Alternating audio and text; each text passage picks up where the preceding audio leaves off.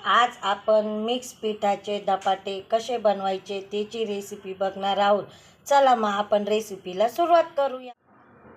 आज आपण मिक्स पिठाचे धपाटे बनवणार आहोत. तर इथे मी या वाटीच्या प्रमाणे 2 वाट्या ज्वारीचं पीठ घेतलेलं आहे, अर्धी वाटी बाजरीचं पीठ देखील घेतलेलं आहे व गव्हाचे पीठ देखील अर्धी वाटी घेतलेलं आहे. तसेच या वाटीच्या प्रमाणे अर्धी वाटी बेसन पीठ देखील घेतलेलं आहे.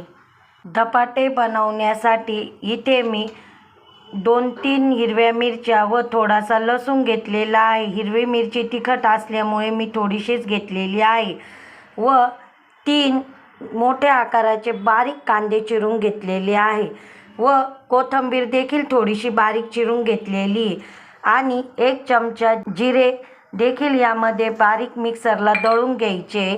चला मग आता आपण धपाटे करायला सुरुवात करू. हिरवी मिरची, लसूण, जिरे हे मिक्सरला बारीक दळून घ्यायचं आहे. या पिठामध्ये आपण चिरून घेतलेले कांदे टाकायचे व मिक्सरला बारीक केलेली पेस्ट देखील यामध्ये टाकून घ्यायची आहे व धुतलेली कोथिंबीर देखील यामध्ये बारीक चिरून घेतलेली ती पण टाकायची आहे.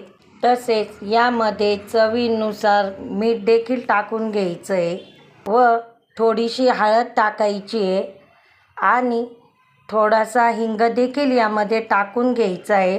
हे सर्व टाकून झाल्यानंतर यामध्ये पाणी टाकून आपल्याला मिक्स करून घ्यायचं आहे. ज्या पद्धतीने आपण गव्हाचं पीठ किंवा बाजरीचं पीठ मळतो त्या पद्धतीने हे सर्व मिक्स करून घ्यायचं आहे.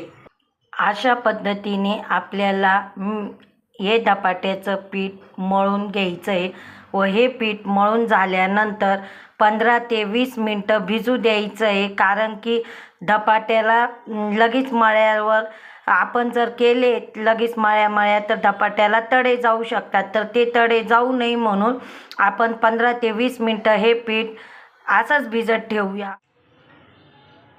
धपाटे बनवण्यासाठी इथे मी रुमाल घेतलेला आहे व रुमालाला थोडंसं पाणी टाकून घ्यायचं आहे व आपण भिजवलेलं पीठ घ्यायचं आहे धपाट्याचं. हे पीठ टाकून घेऊन अशा पद्धतीने थापायचं आहे. अशा प्रकारे थापून घेतल्यानंतर याला बारीक बारीक छोटेसे असे बोटाने होल पाडायचे, म्हणजे छान प्रकारे खरपूस भाजल्या जातं. अशा प्रकारे तव्यावर टाकून घ्यायचं आहे. 1-2 मिनटं असं ताट ठेवायचं आहे. कढईने थोडंसं तेल टाकून घेणार आहे आपण.